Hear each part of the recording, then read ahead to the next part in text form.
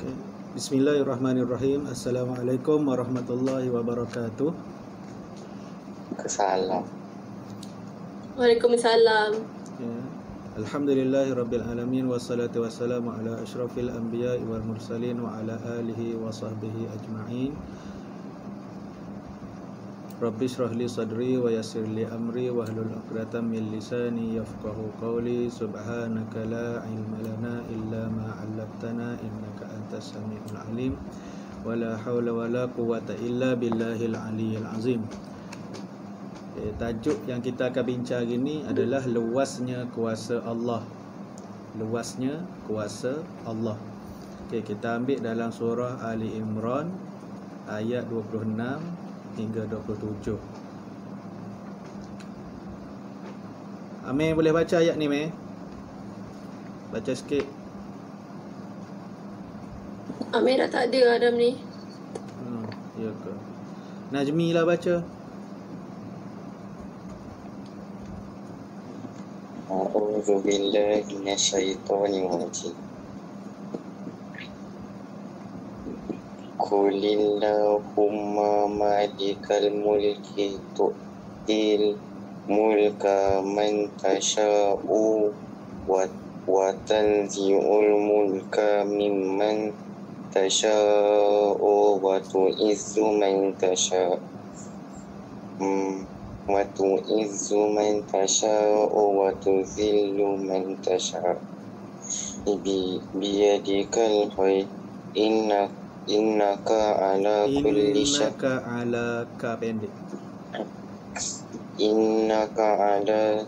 syai'in qadir. Tulijul laila fin nahari wa tulijul laila fin nahari wa tulijun nahara fil lail. Tulijul laila fin nahari wa tulijun nahara fil lail. Wa tulijun nahara fil lail wa tukhrijul hayya minal mayyiti wa tukhrijul mayyita minal hayy wa tarzuqu man tasha'u bighairi hisab. Sadaqallahul azim. Aisyah nanti baca terjemahan Okey. Okey. Qulillahumma malikal mulk. Saya baca sekarang. Okey. Baca. Katakanlah wahai Muhammad, wahai Tuhan yang mempunyai kuasa pemerintahan. Tu'til mulka man tasha. Engkaulah yang memberi. Ustaz jangan gerak-gerak. Engkaulah yang memberikan kuasa pemerintahan kepada sesiapa yang engkau kehendaki. Wa tanzi'ul mulka mimman tasha. Dan engkaulah yang mencabut kuasa pemerintahan daripada sesiapa yang engkau kehendaki. Wa tu'izzu man tasha. Dan engkau juga yang memuliakan sesiapa yang engkau kehendaki. Wa tuzillu man tasha. Dan engkaulah yang menghina sesiapa yang engkau kehendaki. Biyadikal khair. Dalam kekuasaan engkaulah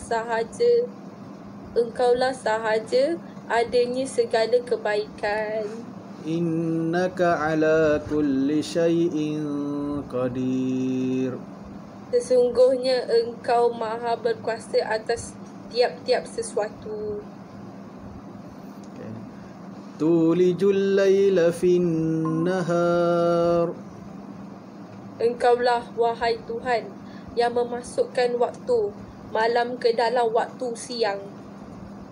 Wa tulijun nahara fil lail. Engkaulah yang memasukkan waktu siang ke dalam waktu malam. Apa beza? Wa tukhrijul hayya minal mayyit. Engkaulah juga yang mengeluarkan sesuatu yang hidup daripada benda yang mati. Wa tukhrijul mayyita minal hayy. Engkaulah yang mengeluarkan benda yang mati daripada sesuatu yang hidup. Wa tarzuqu man tasha'u bighairi hisab. Engkau jugalah yang memberikan rezeki kepada sesiapa yang engkau kehendaki dengan tiada kenapa keluar? Okay. Dengan tiada hitungan hisabnya. Okey. Ayat ni Allah Subhanahu Wa Taala dia ceritakan kepada kita bahawa dialah katakanlah wahai Muhammad, wahai Tuhan yang telah mempunyai kuasa pemerintahan. Allah cakap dia suruh kita ni mengaku bahawa dia adalah Tuhan yang ada segala kuasa. Allah lah yang maha berkuasa. Dia kata tu'til mulka man tasha, engkaulah yang memberikan kuasa pemerintahan kepada sesiapa yang engkau kehendaki. Allah Subhanahu Wa Taala ni dia bagi je. Dia akan bagi kuasa pemerintahan kepada sesiapa yang dia kehendaki. Dan wa tanzi'ul mulka mimman tasha, dan engkau yang mencabut kuasa pemerintahan daripada sesiapa yang engkau kehendaki. Okey, kuasa yang ada pada kita ni ataupun nikmat yang ada pada kita ni sekarang ni, kita dah merasa nikmat hidup, nikmat boleh belajar. Allah bagi kuasa tu pada kita kalau dia nak, dan Allah boleh cabut bila-bila masa. Sama juga dengan pemerintahan. Okey, kalau dalam Malaysia sendiri pun kita boleh tengok bila kerajaan bertukar kan, dulu orang lain memerintah di peringkat negara, di peringkat negeri selalu saja bertukar dengan sebab adanya apa orang kata mengundi. Bila mengundi memilih kerajaan, ada ketikanya kerajaan akan bertukar. Maksudnya kat situ kita boleh tengok Allah akan bagi kepada sesiapa yang Allah nak bagi. Pilihan raya. Pilihan raya, yes. Okey, ayat. Okey, so maksudnya semua tu kalau kita ikutkan senang, kalau nak faham kuasa pemerintahannya biasanya kita tengok pada kerajaan lah kan. Ada kerajaan tu yang memerintah, ada kerajaan ni yang memerintah. So Allah akan bagi. Sebab tu. Okey. Wa tu'izzu man tasha, dan engkau juga yang memuliakan sesiapa yang engkau kehendaki. Allah bagi kemuliaan kepada sesiapa yang dia kehendaki. Wa tuzillu man tasha, dan engkaulah yang menghina sesiapa yang engkau kehendaki. Dan biadikal khair, dalam kekuasaan engkau sahajalah adanya segala kebaikan. Innaka ala kulli syai'in qadir, sesungguhnya engkau maha berkuasa atas tiap-tiap sesuatu. Kita kena yakinlah bahawa segala apa yang jadi ni atas kehendak Allah Subhanahu Wa Taala. Okey, kemudian tulijul laila fin nahar, engkaulah wahai Tuhan yang memasukkan waktu malam ke dalam waktu siang. Maksudnya pertukaran antara malam dan siang. Wa tulijun nahara fil lail, dan engkau telah masukkan waktu siang ke dalam waktu malam. Dan ada malam, lepas tu dia akan malap sikit, kemudian akan cerah tu Allah yang tentukan. Okey, wa tukhrijul hayya minal mayyit, dan engkau juga yang mengeluarkan sesuatu yang hidup daripada benda yang mati. Wa tukhrijul mayyita minal hayy, dan engkau juga mengeluarkan benda yang mati dari sesuatu yang hidup. Wa tarzuqu man tasha'u bighairi hisab, engkau jugalah yang memberikan rezeki kepada sesiapa yang engkau kehendaki dengan tiada hitung hisabnya. Dan kita kena yakin bahawasanya Allah lah pengurnia rezeki. Dan Allah bagi something tu bukan waktu yang kita minta, tapi Allah bagi dekat kita tu waktu yang betul-betul kita perlukan atas kuasa Allah Subhanahu Wa Taala. Okey.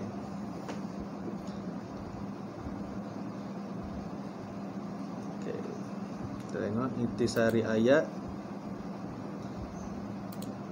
Mei baca Mei nombor 1.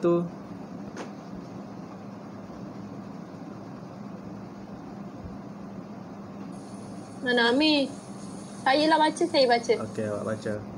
Ustaz baca warna purple, saya baca warna hitam Ustaz. Okey.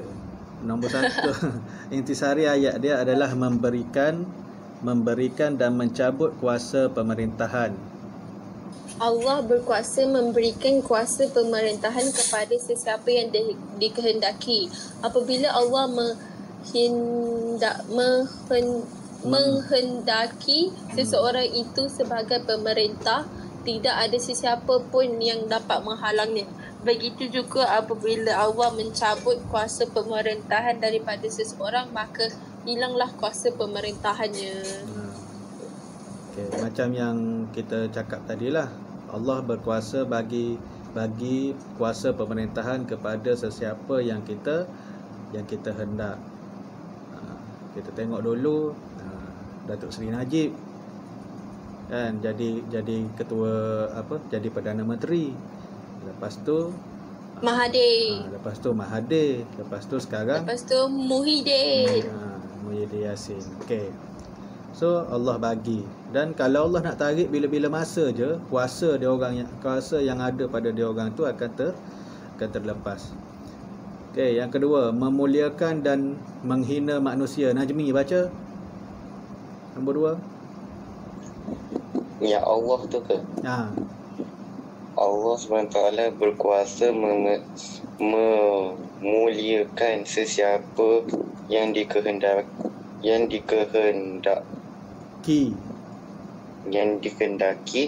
dengan dikehendakinya dengan pelbagai cara seperti dengan harta benda,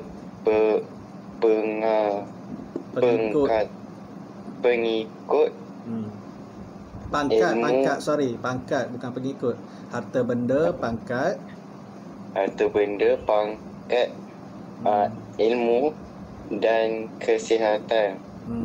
Begitu juga apabila Allah SWT hendak menghina seseorang, Allah SWT akan menarik balik harta, kedudukan dan kesihatan.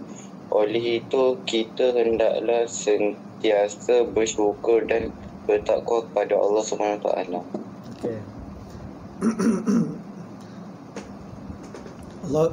Allah Subhanahu Wa Taala berkuasa memuliakan sesiapa yang dia kehendaki. Kadang-kadang mulia ni kita salah anggap. Ramainya pengikut di Instagram tu kita rasa kita mulia, padahal orang yang mengikut tu bukannya yang menyokong pun. Kalau macam coki kalau tengok siapa? Coki. Sajat ke siapa ke, dia punya followers ramai, tapi kalau awak tengok setiap posting dia tu ramai yang kecam. Sebab benda tu dia bukan diukur oleh siapa yang follow benda tu kan. Kalau Instagram ke apa ke, kita mulia sebab bukan ramai followers, tapi kita tengok kenapa Ustaz spesifikkan Sajat? Bukan spesifikkan saja. Saya nak bagi contoh. Kadang-kadang kita silap faham tentang kemuliaan. Mesti dia rasa kan sekarang ramai orang yang kecam dia, tapi dia tetap rasa dia tu mulia disebabkan oleh dia rasa perbuatan apa yang dia buat tu mulia. Sedangkan kita tahu perbuatan dia tu mungkin Allah bagi, Allah tak tarik lagi apa yang dia ada sekarang tu. Sebab kan kita belajar berkaitan dengan istidraj.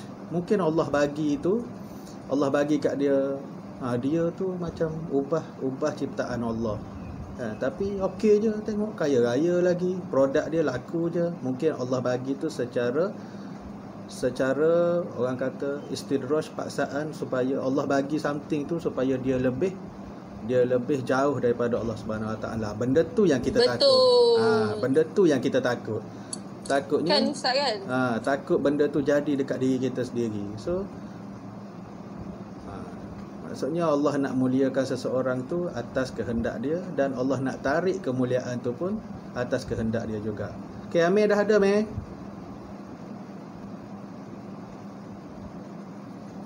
Senyap. Okey, Allah menjadikan siang dan malam. Allah Subhanahu Wa Taala menjadikan malam dan siang silih berganti. Aisyah baca. Nombor 3 kan? Nombor 3.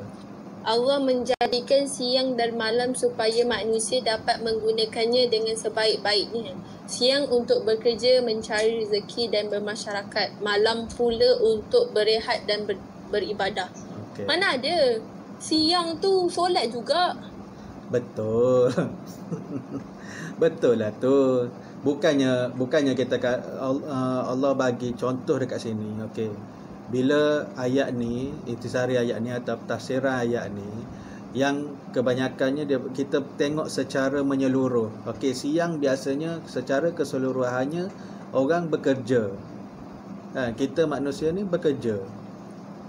Yang sekolah pergi sekolah, yang kerja pergi bekerja. Bukan kata waktu siang tak buat ibadat langsung. Buat. Cuma dia spesifikkan malam tu untuk berehat dan beribadat. Sebab tu adanya nama Qiyamul Lail. Faham? Sebab malam ni bila sunyi, kita dah berehat, dalam waktu yang sunyi kita bangun beribadat kepada Allah Ta'ala, boleh lagi mendekatkan diri kepada Allah Subhanahu Wa Ta'ala. Sebab kalau waktu siang, bukan kata tak boleh beribadat, kita still lagi kita buat ibadat, kita bayar zakat, kita solat, boleh. Cumanya secara keseluruhan ataupun kita tengok secara menyeluruh, siang tu Allah ciptakan untuk kita bekerja, cari rezeki, cari ilmu. Malam tu untuk berehat dan beribadat. Allah dah suruh macam tu dah. Okey. Yang keempat, menghidupkan dan mematikan makhluk. Najmi. Kekuasaan Allah SWT tidak terbatas dan tidak ada kuasa lain yang dapat menghalangnya. Contohnya Allah SWT menghidupkan bayi daripada air mani. Allah SWT akan mematikan sesiapa yang hidup apabila tiba ajalnya. Okey. Kekuasaan Allah Subhanahu Wa Taala tidak terbatas, tak ada batasan. Kalau Allah kata kun, maka fayakun. Kalau Allah kata jadi, maka jadilah benda tu. Kita tengok kalau wabak penyakit dulu, apa, Japanese Encephalitis JE tu kan, dulu tak ada, sekarang ada kan. Dulu tak jumpa pun apa penyakit COVID-19, sekarang ada. Allah nak jadikan sesuatu ataupun Allah nak meniadakan sesuatu tu atas kehendak dan kekuasaan Allah. Dia punya kuasa. Macam baru ni kita punya kes ada beratus-ratus sehari kalau COVID ni kan. Tiba-tiba Allah nak cabut, Allah pun hilangkan benda tu di Malaysia. Tapi still dekat dunia ni ada lagi penyakit tu. So supaya kita lebih beringat, nak cakapnya kuasa Allah Subhanahu Wa Taala ni, dia tak perlukan apa-apa untuk bagi manusia sedar. Dia tak perlukan dia tak perlu hantar bom pun untuk manusia ni sedar bahawa Allah tu berkuasa. Dia hantar dengan something yang kita tak nampak, yang boleh berjangkit cuma dengan sentuhan, dengan apa kan. Tiba-tiba dapat penyakit, tiba-tiba berlakunya kematian yang sangat banyak kes kematian dalam sehari. Allah nak suruh kita berfikir, walaupun dengan sesuatu yang kita tak nampak pun Allah boleh buat virus tu sehingga seluruh dunia terjejas. Kalau dulu kita tengok kalau cerita apa tentera Abrahah kan nak pergi serang Mekah tu, Allah hantar burung untuk bagi kita berfikir tentang sesiapa yang nak buat something yang buruk ke atas agama Allah, dia pergi tu dia nak robohkan Kaabah. Dalam cerita tu tak? Allah hantar burung yang bawa batu, kemudian burung tu lemparkan batu ke atas tentera-tentera Abrahah tu dan diorang mati. Tapi sekarang tak perlu pun benda tu, kita tak nampak pun dengan mata kasar kita. Boleh mematikan sesiapa yang hidup apabila tiba ajalnya. Kita tengok orang yang bertemu ajal dengan Covid baru ni pun bukan main ramai lagi kan. Okey. Tengok yang sebelah tu, pada kata spektrum ilmu tu, ayat 26 dan 27 ini menjadi bukti kekufuran dan kesesatan penganut agama yang mengatakan bahawa Nabi Isa alaihissalam ialah Tuhan. Walaupun Nabi Isa diberi mukjizat seperti boleh menghidupkan orang mati, baginda tidak mampu melakukannya tanpa keizinan Allah Subhanahu Wa Taala. Okey. Kalau je tak minta izin, apa? matilah. Kalau apa tadi Nabi Adam, Nabi Isa. Okey. Nabi Isa, tiba-tiba Nabi Adam. Ya Allah. kalau Nabi Isa tak minta izin kepada Allah, apa jadi?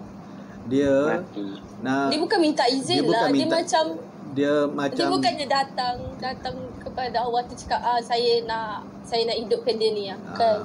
bukan, cumanya Nabi Isa ni Allah bagi mukjizat kat dia, dia boleh hidupkan orang mati dengan keizinan Allah.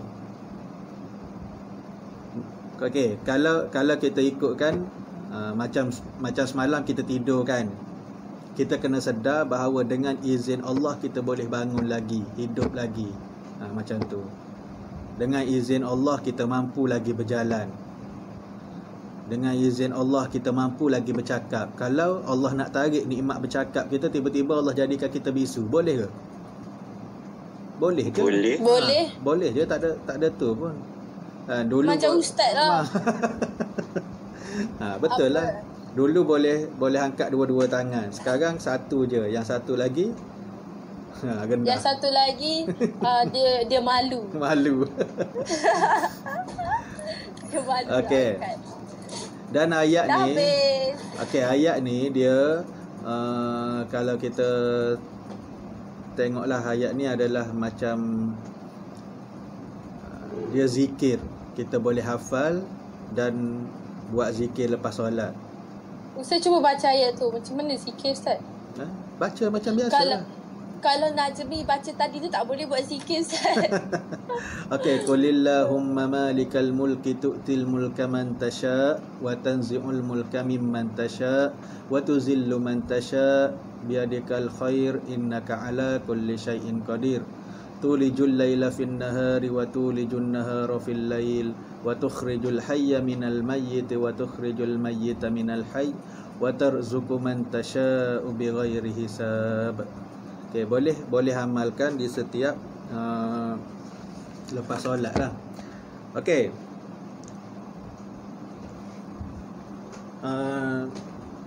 Dia dalam perbincangan ni juga dia ada sebab-sebab kemuliaan dan kehinaan seseorang.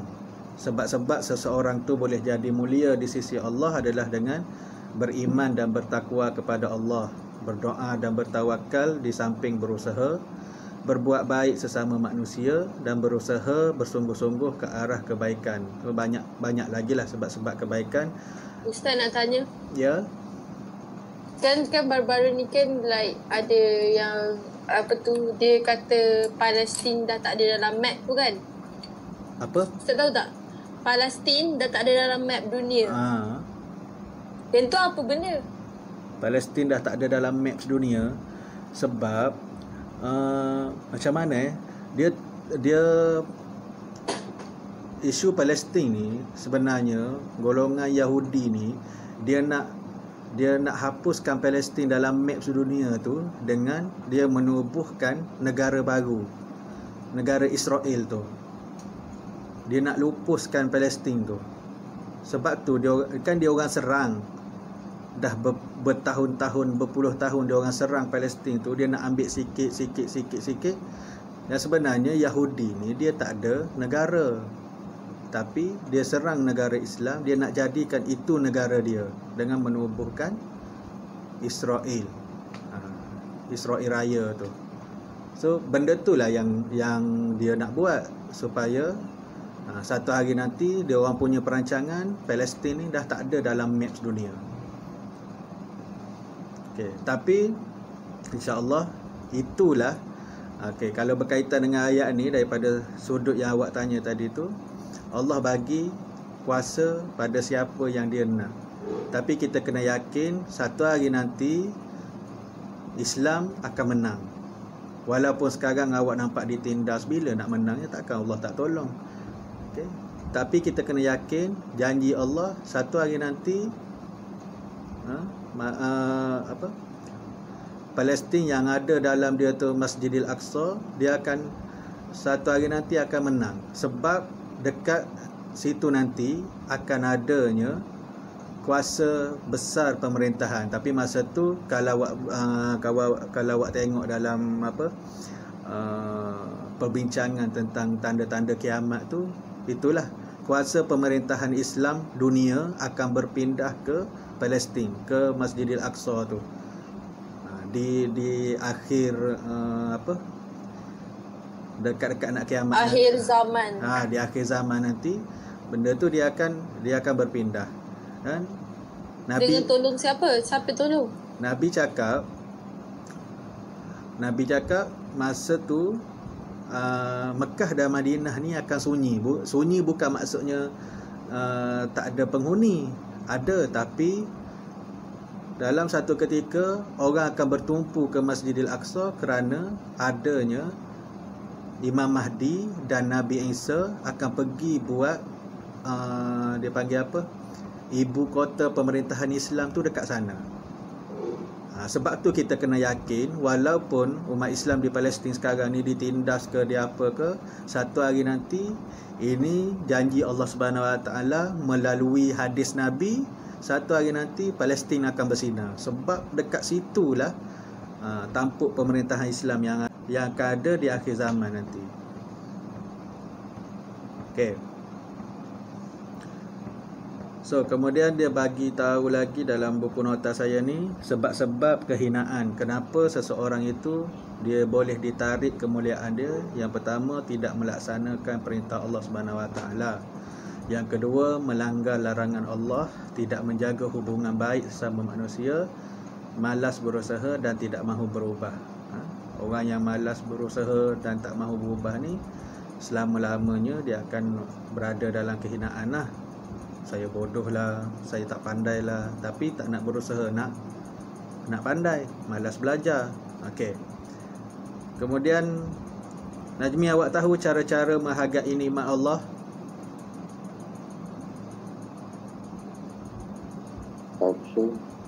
Contoh cara-cara kita nak hargai nikmat yang Allah bagi kat kita ni.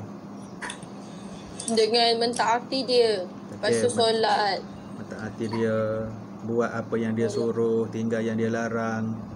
Dia macam ya dalam cerita yang Nabi tu lah kan, yang dia cakap apa tu, walaupun dia dah solat banyak kali apa semua, dia rasa dia tak boleh balas apa benda tak ingat. Apa yang Allah, nikmat yang Allah bagi kat dia tu. Tu betul.